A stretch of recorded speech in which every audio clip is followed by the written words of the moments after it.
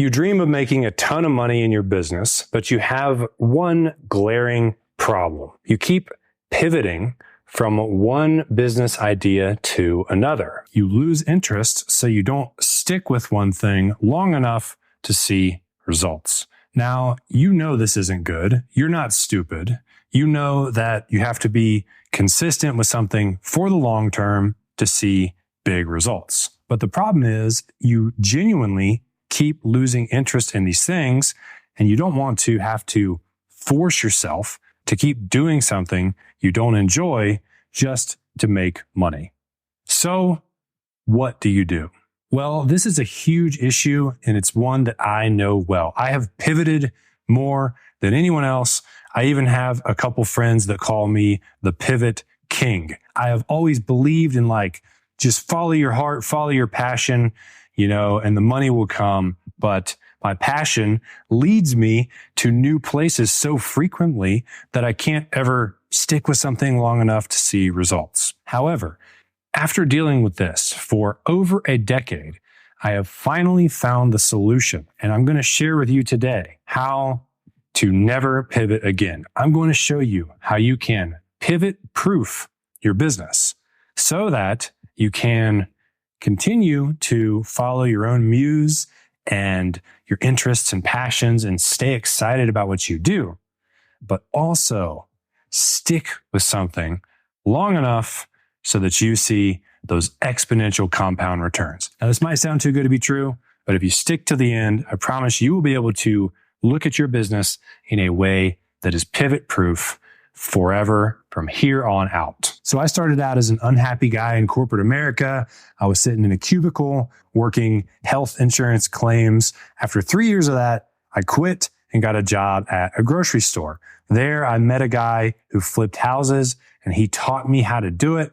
And then I ultimately grew a house flipping business, and I acquired a rental portfolio. Then, like I always do, I got tired of flipping houses. I stopped doing that, and I pivoted into the coaching space. I started helping people buy their first rental properties.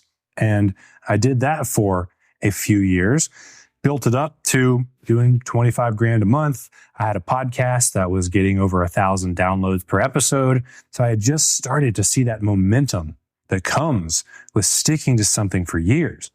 But I had a big problem. I was so sick of coaching real estate. If I had to do the math on another freaking rental property, running the numbers, I was going to puke. I had, however, fallen in love with the coaching business. I loved the online coaching space, and I even started to help some other people become coaches in different niches outside of real estate. So again, for me, the writing was on the wall. It's like, I got to start helping people become coaches. It was time for another pivot, which was going to be great for my happiness and terrible for my bank account. Now, when I made that pivot, my podcast listenership went from over 1,000 downloads per episode down to 100. People that came for real estate left because they didn't want to be coaches. Why would they stick around? And even after that, I would pivot my offer within the coaches space to the point where even my own mom was like, what exactly do you do? I would build entire courses and products and be like, this is it. This is my thing. And then barely promote it or market it before I got tired of it or decided that another direction was better. And then those things that I put hours and hours into are just dead somewhere and nobody knows about them. So this has always been my number one issue, and I've always known it. There's basically two competing truths that are at play. Number one is that you do have to stick to something for the long term to see compound growth, to see success. And number two, humans are dynamic, evolving creatures. Our interests and our passions change, and they're always going to be changing. So in other words, you got to stick to something, but it's not natural to do so. The reason why this happens is because you are into personal growth. You keep reading books, you keep meeting new people who inspire you, you keep consuming more content, and you're always learning about a better way, a higher level understanding, a new vehicle that's going to help you get health, wealth, relationships, happiness, inner peace better than what you previously thought. And that's evolution. That's a good thing. And so you don't want to fight against that by staying niche down and just pretending like what you did in the past is the best thing ever and it's never going to change. So here's what to do to fix this problem where your interests evolve, but you also need to stick something. All right, let's talk about how to fix this. Now, if you had asked me this question even 3 months ago, I would not have had an answer for you. But as I sit here today, I have discovered the solution. This is the way to pivot-proof your business. This will work if you're a coach, consultant, a creator, maybe you sell done-for-you services, whatever. The solution is to center everything around your personal brand. Now, if you're not sure what a personal brand is, let's describe it. It is what you build online. The components of a personal brand include the content that you create on social media, the audience that you build there, the email list that you own, the brand recognition, like what do you have authority in? What are you known for? And really the level of trust that your audience has with you. So we've all been having coffee with a friend and they're like, oh, hey, do you know Melissa so-and-so? You should check her out. She's like an author and a YouTuber. She's got a really good book. She makes content about holistic health and parenting. I think you would really like her. Here, I'll text you her Instagram handle. And those things that people say about Melissa when she's not around are also part of her personal brand. Then you go on and you click that link and you see, oh, she's got 50,000 Instagram followers. She's got 20,000 YouTube subscribers. She's got 100 5-star reviews on her book. And then you see that social proof. That is also a big part of a personal brand. Now, Melissa, with that brand, can sell courses, coaching, memberships. She gets reached out to about sponsorship deals. She gets asked to speak at seminars. Her brand is the engine for her business. And you might be saying, I already knew that personal brands make money. Brian, you told me that you were going to teach me how they are pivot proof. So let's get into the good stuff. One key understanding about a personal brand is that it's really all about content. Everything is about content these days. That's why you can't go to the toilet without bringing your phone along. Content is what we all want, and we want more new content every day. Content is how you define your brand. It's what you become known for and how you stand out from everyone else. And when I was a real estate coach, I made the mistake of thinking that I had to create content that was only about real estate. Every single freaking podcast episode, YouTube video, post, it was all about real estate. And so as a result, the type of audience that I attracted was just people who want to invest in real estate. And that decision actually backed me into a corner where I could not pivot without destroying the business. If I knew what I know now, I would have centered the content around all of my interests. I would have built a personal brand around me and the journey I'm going on to optimize my life in all areas of health, wealth, relationships, happiness. I would have made some content about real estate to let people know, hey, this is like, I lean in this direction and I do have a product that will help you do that, but I would not have defined myself as I am just here to coach a 9-to-5er on how to buy their first rental property so they can achieve financial freedom. That would not be in all my bios like it was, or the name of my podcast or anything else. Because what I would want to do is show off all my interests, to show my deepest levels of thinking on everything, to attract an audience of people who trusted me and felt like they shared that same set of values and wanted to follow this journey I was on because I was sharing things along the way that was helpful for them. That would have allowed me to, just kind of say, I'm slowing down the real estate thing, guys, but I have another product that I'll be releasing soon for anyone who's ever wanted to make a difference in the world, sharing their knowledge online as a coach. And it wouldn't have been like this massive pivot, because what I learned is that the product that you sell does not define the business. That's how we traditionally think about it, is like the product you sell is your niche, and then that's got to be painted all over every piece of content, all over your bio. That's not how these big personal brands are doing it nowadays. They're posting content about all of their interests, right? So it's really based around them as a holistic person who has way more interest than just like real estate. And then as they go along their journey, of course, they want to make some money because they have to support themselves.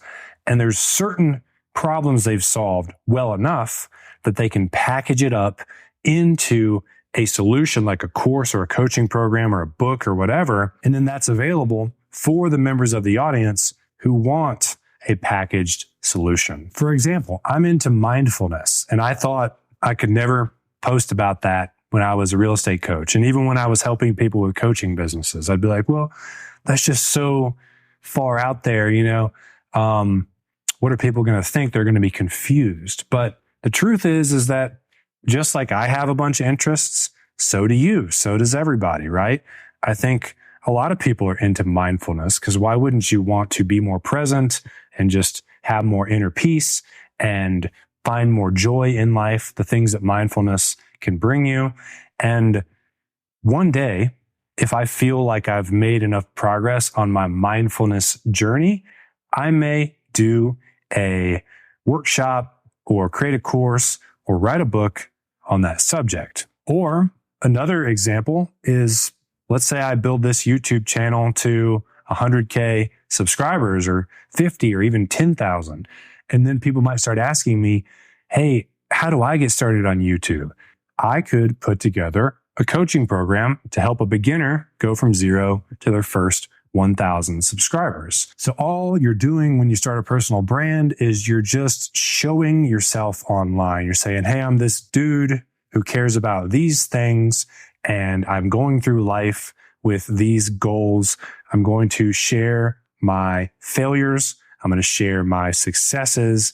I'm occasionally going to package up solutions for you if you want like something that's put together better than just YouTube videos because you want to get an outcome. And those solutions that you package up become a part of your suite of products, but they're not defining your business. They're not painting you into the corner as a certain niche. Your social media and the content you create will be mostly broad around all your interests, but there will be 20% of it that leans in the direction of what your product does.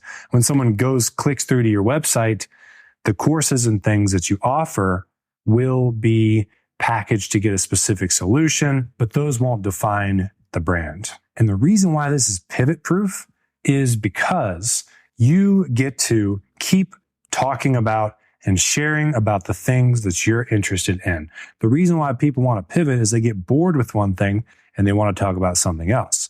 But when they've pigeonholed themselves initially by making everything about like Amazon drop shipping, they can't switch over to real estate investing because they built an audience of people who are just Amazon drop shipping interested, and that's it. And that is the big mistake that leads to people having to pivot and having to confuse their audience. And it's this endless cycle that never ends unless you pull out of it and make you, as the personal brand, the center part of the business. I used to give the products that I sold so much power over my business, but now I see a better way. If you asked me who inspires me the most, I would never say, oh, it's this company that helps coaches get to 10K per month or whatever. I'm going to give you people's names. I'm going to say, it's Brendan Burchard, it's Dan Coe, it's Eckhart Tolle, it's Tim Ferriss, or Ali Abdaal. And it's not about a product they created. It's about the journey that they're on. It's about the stories that they shared with me and the shared set of values I have with them. I feel connected to those people, and they are building personal brands online that are dynamic and that can change along with what they are learning as they go through life. A personal brand is free of pivot danger. The business moves along with you because the business is you. There's no more holistic way to approach this and to solve this problem than making you as your own niche, your own category of one. Your personal brand is like the heartbeat of your business. And then the products are like a rotating cast of characters around the business that support it, but they do not define the business themselves. So I was recently part of a workshop taught by Dan Coe, and somebody asked him how he came up with the content system that he uses today. And his answer, I will never forget. He said, I am all about sustainability. If I can't see myself doing something 10 years from now, then I will not do it for a single day. And this is the real power of a personal brand. It is sustainable because it is centered around you and your interests. So you'll never have to pivot. You'll never have to be pigeonholed to one niche. So as long as you're willing to continue to grow as a person and to turn around and tell us how it's going, the failures, the wins, what you've learned along the way, then you are free. You can now go and create this business and create products and just move with your own muse. And if you're not sure at all what type of product you would create and like for what customer, you should check out my book, Nail Your Niche, which is a step-by-step guide on how to figure that out. You can get it at nailyourniche.net. And if you want some more guided advice on establishing a personal brand online, check this video out. Thank you guys so much for being here. Please subscribe. I'll see you next time.